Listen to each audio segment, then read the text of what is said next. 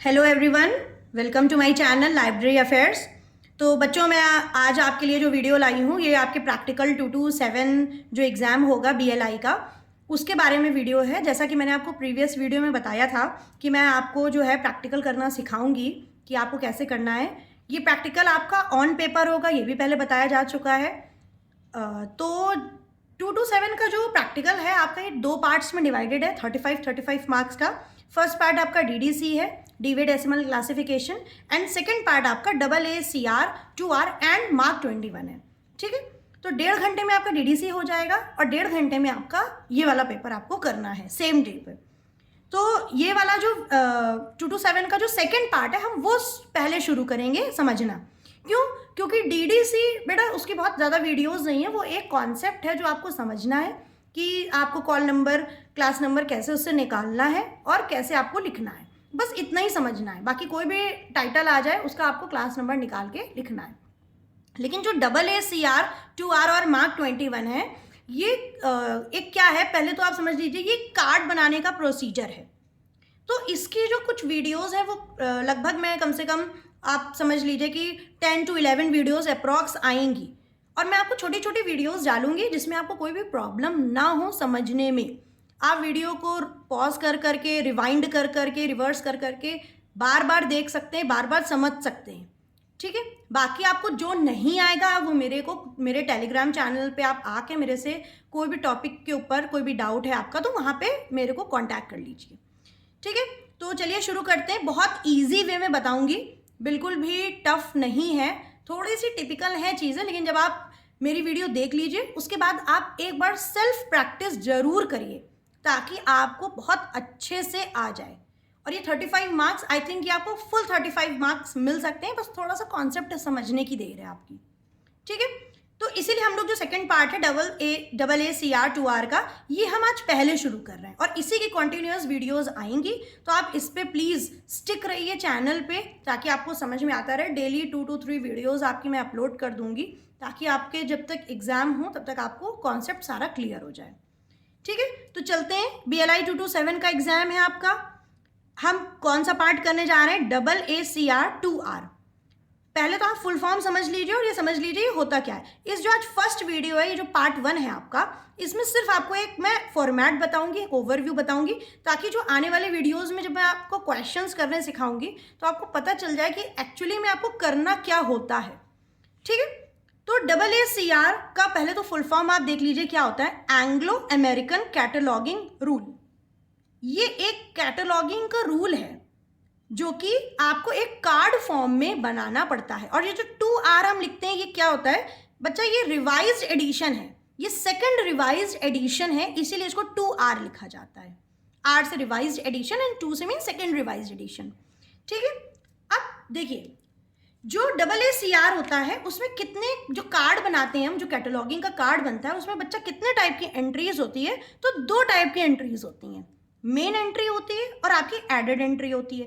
Main entry में क्या होता है? देखिए, मेन नाम से समझ में आ रहा होगा आपको कि मेन एंट्री में जितनी भी चीजें नीडेड हैं उनकी एंट्री की जाती है कार्ड में।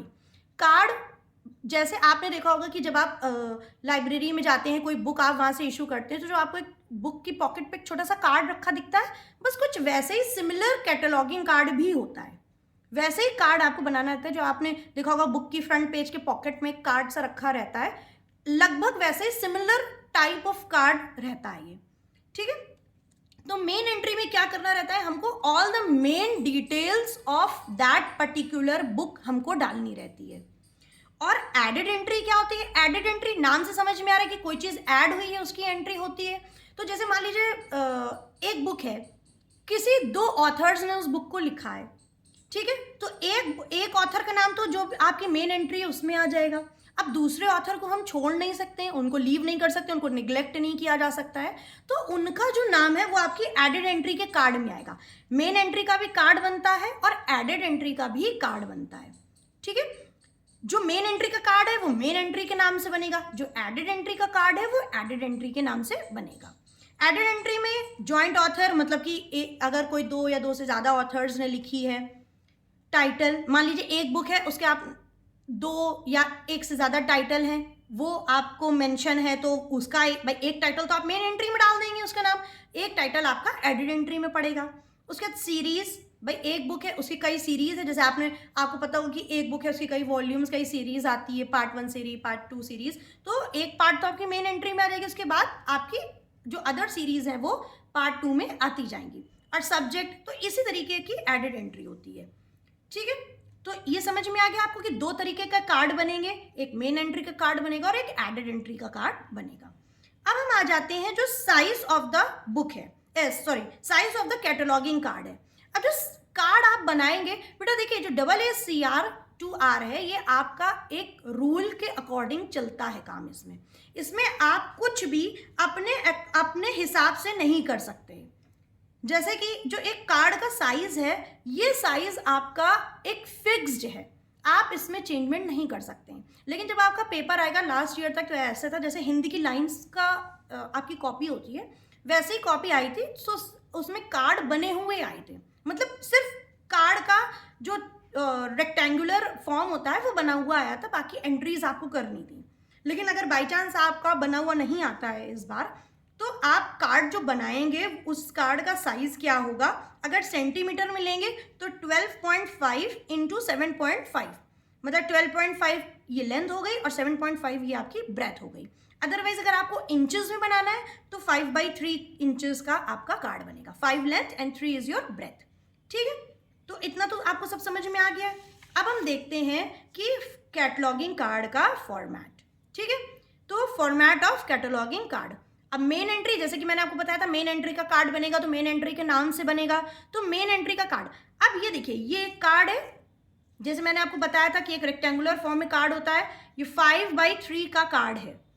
ठीक है, तो आज जो मैं आपको बताने जा रही हूँ ये पहले चीजें समझ लीजिए कि इस कार्ड में किसको क्या कहते हैं, कहाँ पे क्या लिखते हैं, क्योंकि कल से जब मैं नेक्स्ट वीडियो बनाऊँ और आपको क्वेश्चन समझाऊँ तो आपको जब मैं बोलूँ कि आपको फर्स्ट इंडेंशन से लिखना है, सेकंड इंडेंशन से लिखना है, तो आपको पता होना चाहिए कि एटलीस्ट क्या कह रही है मैम। तो ये आपका कार्ड है, ये आपका एक रेक्टेंगुलर फॉर्म में कार्ड है जिसमें कि एक हॉरिजॉन्टल और 2 वर्टिकल लाइंस बनी हुई हैं। अब ये जो 2 स्टैंडिंग लाइन है इनको क्या कहते हैं, जो फर्स्ट लाइन है इसको हम फर्स्ट इंडेंशन कहते हैं, जो सेकंड लाइन है हम इसको सेकंड इंडेंशन कहते हैं, और जो आपकी ये हॉरिजॉन्टल लाइन जा रही है इसको नॉर्मल हॉरिजॉन्टल लाइन कहा जाता है। और जो एक सर्कुलर का ये होल सा बना हुआ है ये क्या है, ये बेटा एक जैसे कार्ड में नहीं नीचे पंच कर दिया जाता है, जैसे आपकी फाइल शीट्स में पंच होता है होल, वैसे ही ये होल रहता है और ये आपको बनाना कंपलसरी है। तो लास्ट ईयर तक क्या हुआ था, ये ऐसे रेक्टेंगुलर फॉर्म बना हुआ आया था, बाकी आपको इसमें एंट्रीज करनी थी। लेकिन अगर बाई चांस इस बार नहीं आता है तो आपको 5/3 का इसको बनाना है, देन एंट्रीज आपको करनी है। ठीक है, ये होल बनाना भी कंपलसरी है। अब हम देख लेते हैं कि हमें इस कार्ड के अंदर क्या क्या लिखना होगा। देखिए ये देखिए ये कार्ड है, अब इसमें आपको क्या क्या लिखना है। फर्स्ट आप देखिए कि ये जो कार्ड बना हुआ है, ये कार्ड जो हॉरिजॉन्टल लाइन हम बनाएंगे, ये हमें जो अगर हिंदी वाली लाइन है आपकी तो आपको कितने लाइन का गैप देना है, देखिए मैंने लिखा हुआ है, आप इसको वीडियो को पॉज करके अपनी कॉपी में इसको बनाएंगे और तब समझेंगे कि ये जो कार्ड है ये हॉरिजॉन्टल लाइन जो है वो हम लोग 3 लाइन का गैप देने के बाद ये वाली हॉरिजॉन्टल लाइन खींची जाएगी।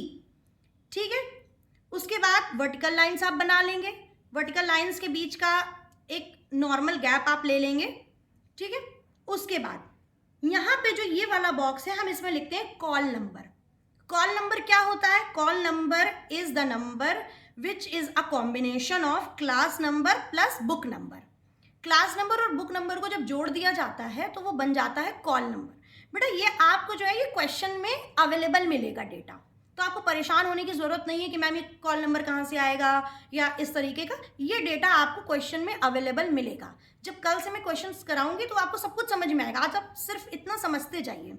तो ये कॉल नंबर आपको यहाँ लिखना होगा। एक बात याद रखेंगे, बाकी सारी चीज़ें तो आप पेन से फिल करेंगे, लेकिन जो कॉल नंबर है ये आपको पेंसिल से फिल करना कंपलसरी होता है अकॉर्डिंग टू AACR2R के रूल्स के अकॉर्डिंग।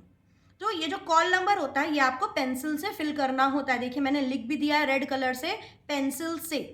ठीक है, अब आ जाते हैं हम कि जो अब नीचे की लाइंस बची, हॉरिजॉन्टल लाइन तो आपने बना ली है, मैंने आपको बता दिया कि 3 लाइन का ऊपर से आप गैप छोड़ेंगे और हॉरिजॉन्टल लाइन को ड्रॉ कर देंगे। अब हम आते हैं कि अब फिर से नीचे आपकी हिंदी वाली लाइंस हैं। अगर हिंदी वाली लाइंस नहीं है तो आप एक एस्टिमेट ले लीजिए, एक अंदाजा ले लीजिए कि आपको 1 2 3 4 लाइन छोड़ के 5th लाइन में आपको यहां डालना है एक्सेशन नंबर। ये एक्सेशन नंबर भी आपके क्वेश्चंस में प्रोवाइडेड होगा, जहां से सिर्फ आपको बस देखना है और यहां लिख देना है। ठीक है, तो ये एक्सेशन नंबर है, देखिए मैंने लिख भी दिया है। 5th लाइन में एक्सेशन नंबर लिखना है, 1 2 3 4 लाइन्स छोड़ के, और 5th लाइन में एक्सेशन नंबर को लिखना है। ये हो गया कॉल नंबर, एक्सेशन नंबर। अब हम आ जाते हैं इधर के एरिया में। अब ये जो फर्स्ट इंडेंशन है, फर्स्ट इंडेंशन मैंने ऊपर बता दिया था कि फर्स्ट इंडेंशन फर्स्ट वाली लाइन को कहा जाता है। तो फर्स्ट इंडेंशन से हमको नेम ऑफ ऑथर लिखना है। भाई कोई भी बुक होगी वो किसी ना किसी ऑथर ने लिखी होगी, तो उस ऑथर का नेम लिखा जाएगा ऊपर हॉरिजॉन्टल लाइन पे, या हॉरिजॉन्टल लाइन के ऊपर जो यहाँ पे जगह है यहाँ पे लिखा जाएगा नेम ऑफ द ऑथर, और ये फर्स्ट इंडेंशन से लिखा जाएगा। लेकिन नेम ऑफ ऑथर जो, जैसे मान लीजिए किसी बच्चे का नाम है अनुज मिश्रा, तो अनुज मिश्रा का जो नाम है हम लोग जनरल क्या लिखते हैं, अनुज मिश्रा। लेकिन जब हम कैटलॉगिंग कार्ड बनाते हैं तो हम उसमें सर नेम पहले लिखते हैं और मेन नेम को बाद में लिखा जाता है। तो हम इसमें क्या लिखेंगे, मिश्रा अनुज। ठीक है, तो नेम ऑफ ऑथर जो है सर नेम पहले आएगा। मैंने यहाँ देखिए रेड कलर से लिख दिया है कि ऑथर का सर नेम पहले आएगा, देन उसका मेन नेम आएगा। ओके, फिर आ जाते हैं, अब हम सेकंड इंडेंशन से लिखना स्टार्ट करते हैं। बेटा जब भी हम कोई नई चीज लिखते हैं तो हम उसको सेकंड इंडेंशन से लिखना शुरू करते हैं। तो यहाँ पे हमको क्या लिखना है, टाइटल। ये आपकी बुक में 2 to 7 की बना हुआ है। ठीक है, अगर आप देखना चाहें, वहां से एक बार रेफर करना चाहें तो आप वहां पे देख सकते हैं। ठीक है, बाकी जिनके पास बुक नहीं है वो मेरे टेलीग्राम चैनल को ज्वाइन कर ले, तो मैं इतनी फोटो क्लिक करके आपको वहां पे प्रोवाइड कर दूंगी, ताकि आप वहां से अपनी रजिस्टर में नोट कर लें इन चीज़ों को। ठीक है, तो नेम ऑफ ऑथर मैंने बता दिया, सरनेम पहले आएगा, मेन नेम बाद में आएगा। अब सेकेंड इंडेंशन से हम लिखेंगे टाइटल, तो टाइटल ऑफ द बुक, जो बुक का टाइटल होगा। ठीक है, और नेम ऑफ ऑथर भी आपको जो क्वेश्चन है उसमें प्रोवाइडेड होगा, टाइटल भी आपको प्रोवाइडेड होगा, तो टाइटल आप लिखेंगे। फिर उसके बाद नेम ऑफ ऑथर, अब यहाँ पे नेम ऑफ ऑथर में सीधा सीधा नाम लिखा जाएगा। ठीक है, मतलब कि जैसे अनुज मिश्रा था तो हमने ऊपर कैसे लिखा, मिश्रा अनुज, लेकिन जब नीचे लिखेंगे तो नीचे उसको उल्टा करके नहीं लिखेंगे, नीचे सीधा सीधा लिखेंगे डायरेक्ट अनुज मिश्रा। ठीक है, उसके बाद कोलैबोरेटर, मतलब अगर उनके साथ किसी ने कोलैबोरेट किया है तो उसका नाम। अब ये जो बेटा आप छोटे छोटे कोलन, सेमी कोलन, हाइफन ये जो देख रहे हैं ना, इन सब का एक मतलब होता है इस कार्ड में।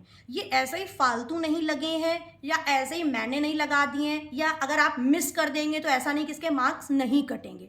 आप ये जो छोटे छोटे कोलन, सेमी कोलन है, अगर आप इनको इनकी जगह पे नहीं लगाएंगे तो आपके इसमें मार्क्स डिडक्ट हो जाएंगे। ठीक है, इसलिए इनको बहुत आराम से देखिए, समझिए, और ये एक 2-3 बार इसको बनाकर देखिए कि हाँ मेरे को टाइटल के बाद दो सेमीकोलन लगाने हैं, उसके बाद नेम ऑफ ऑथर के बाद मेरे को एक सेमीकोलन लगाना है, टाइटल के बाद मेरे को 2 कोलन लगाने हैं, कोलैबोरेटर के बाद एक डॉट लगेगा, देन एक डैश लगेगा, फिर एडिशन लिखा जाएगा, देन अगेन एक डॉट लगेगा, फिर एक हाइफन लगेगा, फिर उसके बाद प्लेस ऑफ पब्लिकेशन लिखा जाएगा, देन 2 कोलन लगेंगे, देन नेम ऑफ पब्लिशर लिखा जाएगा, देन कॉमा लगेगा, देन डेट ऑफ पब्लिकेशन लिखा जाएगा, देन डॉट। तो ये जो जितनी भी चीज़ें मैंने आपको बताई, देखिए डेटा तो आपको मिल जाएगा, लेकिन उस डेटा को सही से अरेंज करके यहाँ पे फिलअप करना और पुटअप करना ही मेन टास्क है कैटलॉगिंग कार्ड का, ये याद रखिएगा। तो ये सब मैं आपको बताऊंगी। देखिए आज फर्स्ट डे तो आपको एकदम से सब कुछ नहीं आ जाएगा, आई ऑल्सो नो दिस, कि आपको एकदम से आज मैंने आपको बताया और आ जाए ऐसा नहीं होता। इसीलिए मैं आपको 10-12 वीडियोज़ बना के दिखाऊंगी, क्योंकि आप जब मेरे साथ प्रैक्टिस करते जाएंगे उसके बाद मैं आपको क्वेश्चंस भी प्रोवाइड कर दूंगी मेरे टेलीग्राम चैनल पे, ताकि वहाँ से आप उन क्वेश्चंस को नोट करें, उनको प्रैक्टिस करें। कुछ नहीं आए तो आप मेरे को वहाँ पे कंसल्ट करें, मैं डिस्क्रिप्शन में अपने टेलीग्राम चैनल का लिंक डाल दूंगी। ओके, तो ये सारी चीज़ें। अब देखिए जब हम शुरुआत करते हैं, मैंने क्या कहा, जब शुरुआत करते हैं तो सेकेंड इंडेंशन से शुरुआत होती है, लेकिन जब हम कॉन्टिन्यूएशन में लिखने लगते हैं तो फिर फर्स्ट इंडेंशन से कॉन्टिन्यूएशन में हो जाता है। कोई नई चीज़ की शुरुआत सेकेंड इंडेंशन से, लेकिन जब कॉन्टिन्यू करते हुए लिखेंगे तो वो फर्स्ट इंडेंशन तक आएगा। ठीक है, फिर उसके बाद आते हैं, अब देखिए यहाँ तक डेट ऑफ पब्लिकेशन तक, यहाँ तक हम रुक गए। उसके बाद बीच में हम फिर से एक लाइन का गैप देंगे, फिर हम नेक्स्ट लाइन से शुरू करेंगे। तो फिर से नया कुछ शुरू कर रहे हैं तो कहाँ से शुरू करेंगे? सेकंड इंडेंशन से। इस लाइन को सेकंड इंडेंशन कहते हैं। नंबर ऑफ पेजेस, अब कोई भी बुक है, ऑफकोर्स सी बात है कि उसमें नंबर ऑफ पेजेस होंगे। 500 पेजेस की बुक है, 600 पेजेस की बुक है, 200 पेजेस की बुक है, तो यहाँ पे आपको नंबर ऑफ पेजेस लिखने होंगे, सेमीकोलन लगाना है। Size of book in centimetre, आपको बुक का साइज भी प्रोवाइडेड होगा आपके क्वेश्चन में, वो आपको लिखना होगा इन सेंटीमीटर, ठीक है। उसके बाद आपका ISBN नंबर, एक ISBN नंबर होता है, हर बुक का एक ISBN नंबर होता है, वो यहाँ पे आपको मेंशन करना होगा। Then semicolon, number of series and here is the card is finished, यहाँ पे कार्ड की डिटेल्स आपके फिनिश हो गई, क्योंकि इससे ज़्यादा डिटेल एक बुक में नहीं होती है, ठीक है। अब देखिए जैसे मैंने लिखा, मेरा यहाँ पे मान लीजिए मैटर देखिए बिल्कुल एंड तक आ गया। मान लीजिए आप लिख रहे हैं, आपका मैटर कंप्लीट नहीं हो पा रहा है, तो आप मेन कार्ड या मेन जो एंट्री का कार्ड है उसका एक और कार्ड भी बना सकते हैं। वो सब मैं आपको बताऊंगी, ऐसा नहीं है कि आपको वो मैं नहीं बताऊंगी, ठीक है। तो आप जो मेन कार्ड है, अगर वहाँ पे आपका लाइन फिनिश हो जा रही है, आपका कार्ड भर जा रहा है, आप लिख नहीं पा रहे हैं, तो उसका भी आप एक अनदर कार्ड बना सकते हैं, ठीक है। वो सब मैं आपको बताऊंगी, खाली आता फॉर्मेट समझिए पहले। तो मेन एंट्री का कार्ड आपको फॉर्मेट समझ में आ गया। अब हम आते हैं मेन एंट्री के बाद मैंने आपको क्या बताया था बच्चों? Added entry. अब एडेड एंट्री आपको बता चुके हैं किन किन की एडेड एंट्री होती है, जॉइंट ऑथर्स की, सीरीज की, कई पब्लिकेशंस हों, कई वॉल्यूम्स हों, इनकी एडेड एंट्री होती है। तो अब हम एडेड एंट्री का कार्ड देखेंगे। देखिए ये एडेड एंट्री का कार्ड है। अब मैंने क्या बताया था? सब्जेक्ट की एडेड एंट्री होती है, ठीक है। तो सब्जेक्ट की एडेड एंट्री का कार्ड वही साइज का बनेगा, बिल्कुल वैसा ही बनेगा। कॉल नंबर आपको यहाँ लिखना होगा, 3 लाइन का गैप छोड़ के आपको हॉरिजॉन्टल लाइन बनानी होगी। ये सर्कुलर जो पंचिंग होल होता है ये बनाना होगा आपको। और एडेड एंट्री में सिर्फ कॉल नंबर लिखा जाएगा, यहाँ पे एक्सेशन नंबर डालने की जरूरत नहीं है, बाकी चीजें डालने की जरूरत नहीं पड़ेगी। एडेड एंट्री में बहुत कम डिटेल्स, सिर्फ जितना ऐड होता है या जितना ऐड हुआ है उस बुक में सिर्फ उतना ही डालने की जरूरत है। तो इसमें क्या है, जैसे सब्जेक्ट है तो यहाँ पे आपको नेम ऑफ सब्जेक्ट लिखना होगा। कहाँ से लिखना होगा? सेकंड इंडेंशन से नेम ऑफ सब्जेक्ट लिखना होगा। और जो सब्जेक्ट का नेम होगा, देखिए मैंने मेंशन कर दिया है, should be in capital letter always. जो भी सब्जेक्ट होगा बुक का वो आप यहाँ पे कैपिटल लेटर में लिखेंगे हमेशा, बोल्ड लेटर्स में, ठीक है। तो कैपिटल लेटर में, और ये आपका इसी लाइन में आ जाना चाहिए, ठीक है। तो आपने ऊपर वाली लाइन में सब्जेक्ट का नाम डाल दिया, उसके बाद नेम ऑफ ऑथर, वही बात है, नेम ऑफ ऑथर कैसे लिखा जाएगा? सरनेम पहले और मेन नेम बाद में। अनुज मिश्रा है तो मिश्रा पहले आएगा, बाद में अनुज आएगा, ठीक है। तो सिर्फ आपको सब्जेक्ट की एडिट एंट्री करनी थी, आपने कर दी। अब यहाँ पे आपको कुछ लिखने की जरूरत ही नहीं, क्योंकि आप तो पहले ही सारी मेन एंट्री में लिख चुके हैं। तो एक आप ब्रैकेट बनाएंगे और उसमें ये चीज लिखना कंपलसरी है, rest as in the main entry. मतलब रेस्ट जो है वो आपका मेन एंट्री में जैसा है वो वैसा ही यहाँ पे रहेगा। तो सिर्फ आपको जिस जिस की एडेड एंट्री करनी है सिर्फ आपको वही लिखना है। जैसे सब्जेक्ट की करनी है तो नेम ऑफ सब्जेक्ट आ जाएगा, किस में आएगा? बोल्ड लेटर्स में, ठीक है। अब मान लीजिए फॉर एग्जाम्पल एडेड एंट्री आपको टाइटल की करनी है, तो टाइटल में क्या आएगा? फिर वही बात है, आप बॉक्स बनाइए, कॉल नंबर लिखिए, 3 लाइन का गैप छोड़ के हॉरिजॉन्टल लाइन बनाइए। अब यहाँ पे क्या आपको लिखना है? नेम ऑफ टाइटल, टाइटल का नेम आ जाएगा। टाइटल का नेम भी किस में आना है आपका? टाइटल का नेम आपका सिंगल लाइन में टाइटल का नेम आपको लिखना है।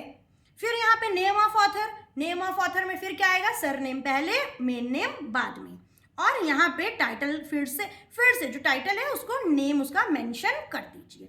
और ब्रैकेट में फिर क्या लिखना है? Rest as in the main entry. तो आपको आई थिंक जो मेन एंट्री का कार्ड है और जो एडिड एंट्री का कार्ड है वो आपको कार्ड का फॉर्मेट कैसे बनना है ये समझ में आ गया है। जब हम अब देखिए पैनिक करने की जरूरत नहीं है, जब हम क्वेश्चंस करेंगे ना, रोज एक दो क्वेश्चंस जब हम लोग अटेम्प्ट करेंगे तो आपको बनाना आएगा।